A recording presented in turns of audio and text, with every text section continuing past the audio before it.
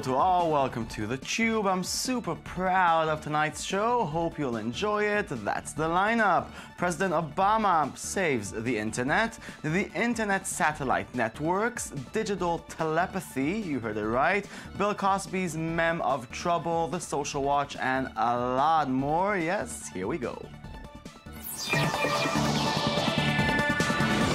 Huge news from the battle for net neutrality. President Barack Obama made a bold statement Monday saying internet service providers should be regulated more like public utilities, like water corporations. This means Obama has requested the FCC to make sure that service providers grant equal access to all content providers. Simply put, no service should be stuck in a slow lane because it does not pay a fee. Check him in action. Ever since the internet was created, it's been organized around basic principles of openness, fairness, and freedom. There are no gatekeepers deciding which sites you get to access.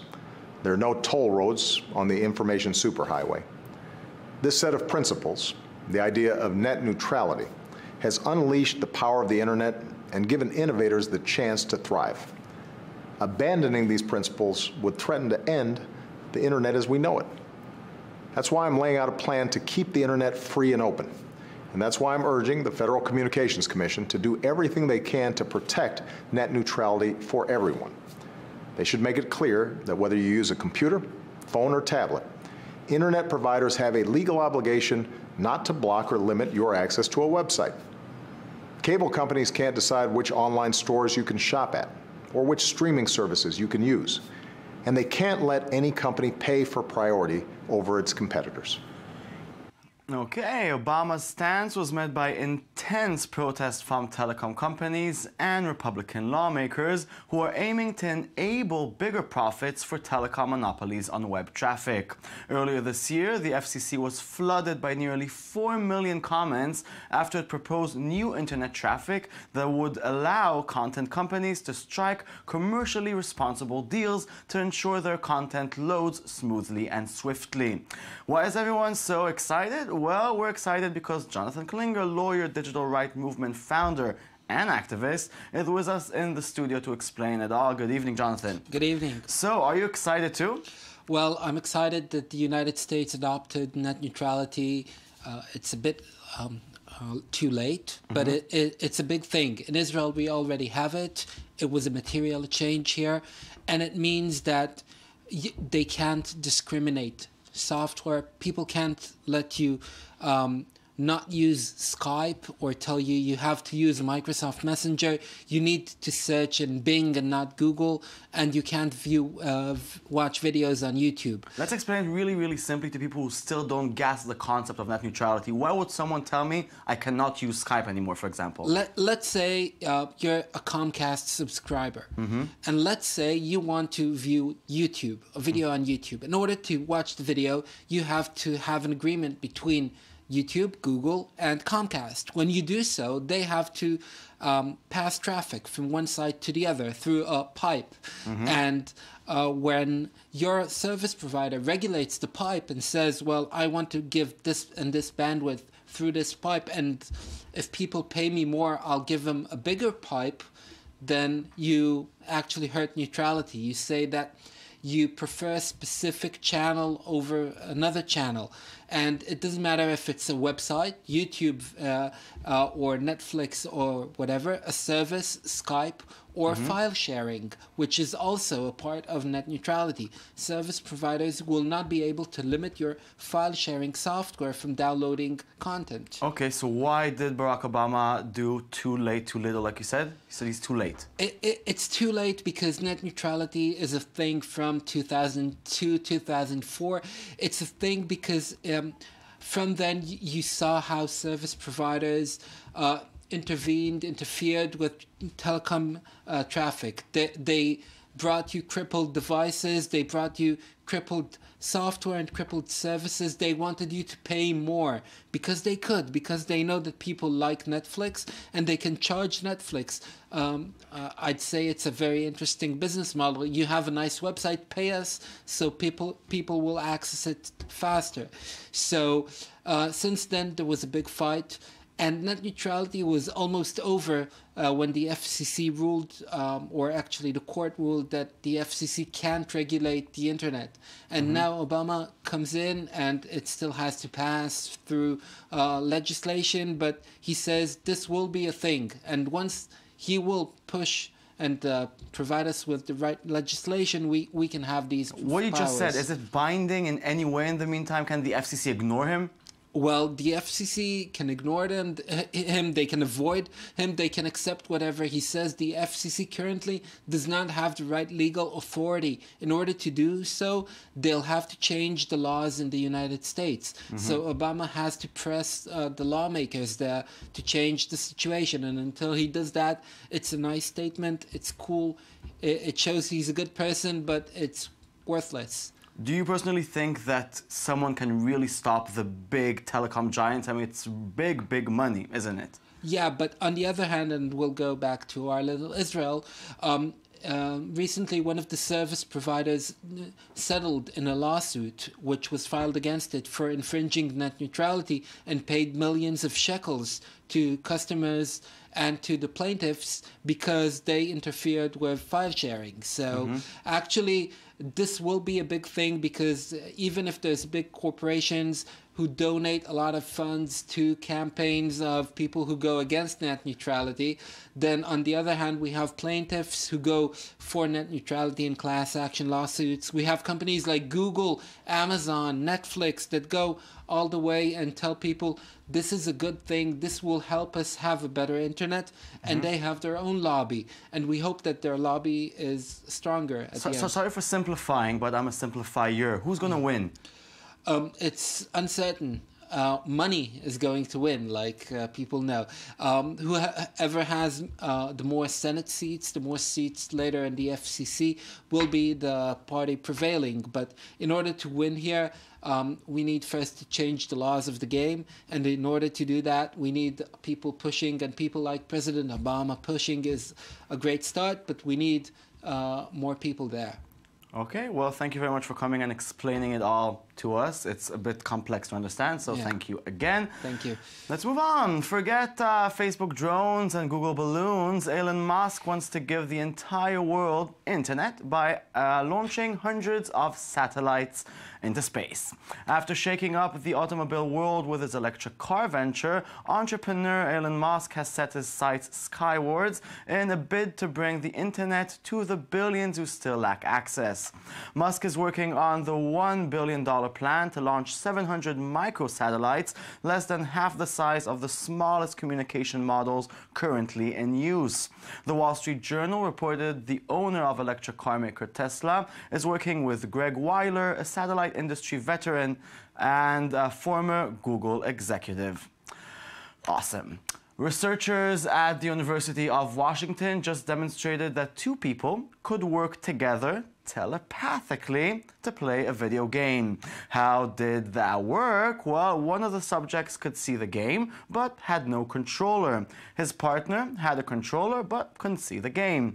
By using electrodes and electromagnets, the researchers created a way to allow the first person to control the second person's controller hand just by thinking about it. Okay, well, I think you have to see it to believe it, so let's watch it. Sometimes words just complicate things.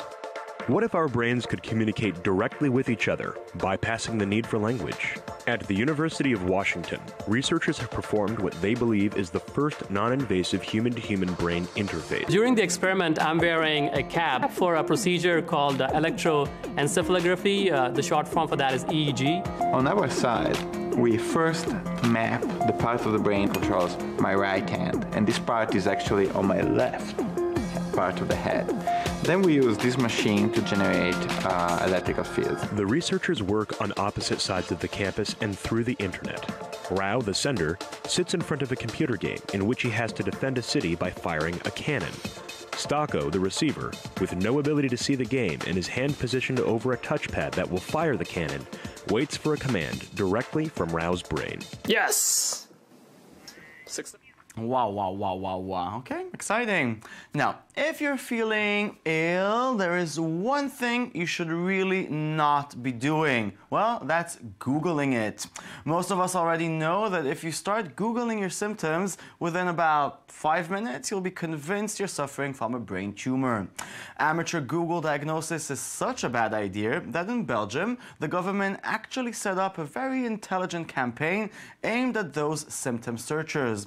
The idea was to warn people from taking amateur diagnosis of diseases too seriously and to promote getting checked by a professional. This is how these Belgians roll.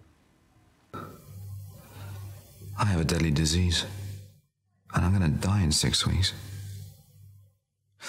Or at least that's what I thought when I used Google to diagnose my twitching eyelid. I'm not the only one.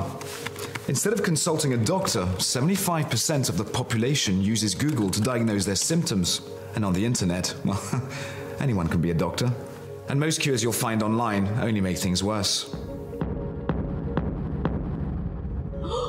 The Flemish government commissioned us to prevent people from making this mistake. All we had to do was to warn people at the right time, when they're in the right place. The right time being when they start to Google, and the right place, Google. So to get the message across, we used one of Google's own services.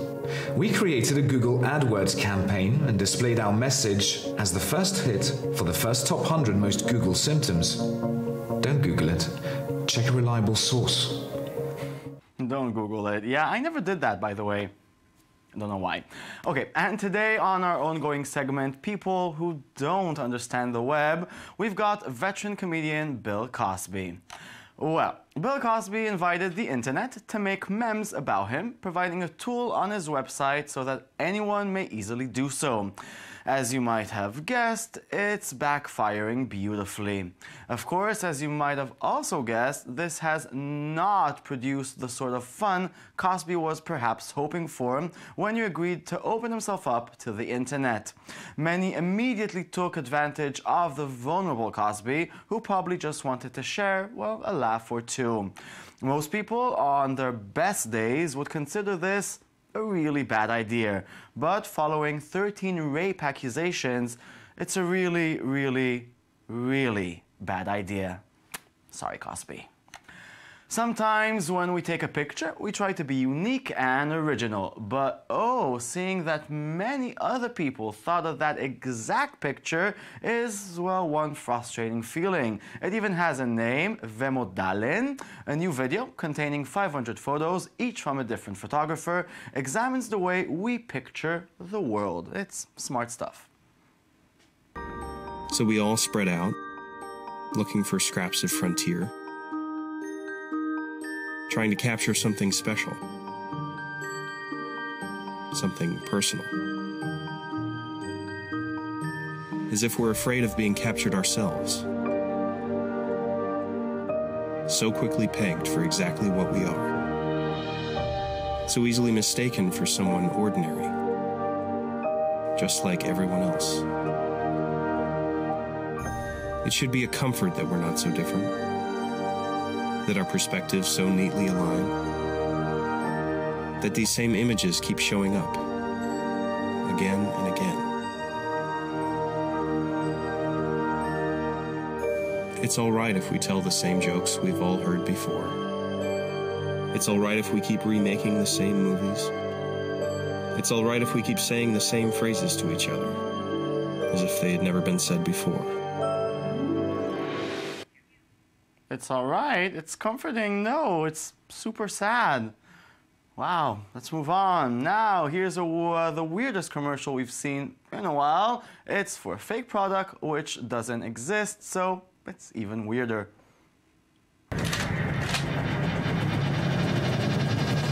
Yolanda.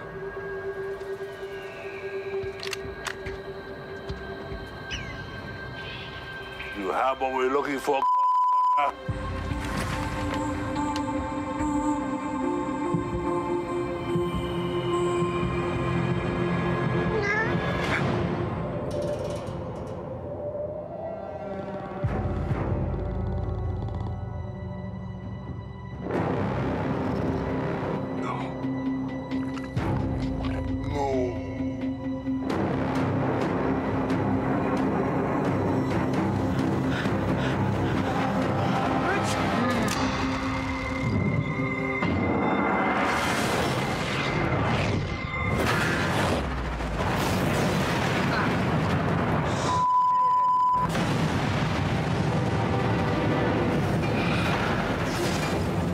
freeze, freeze kills allergy.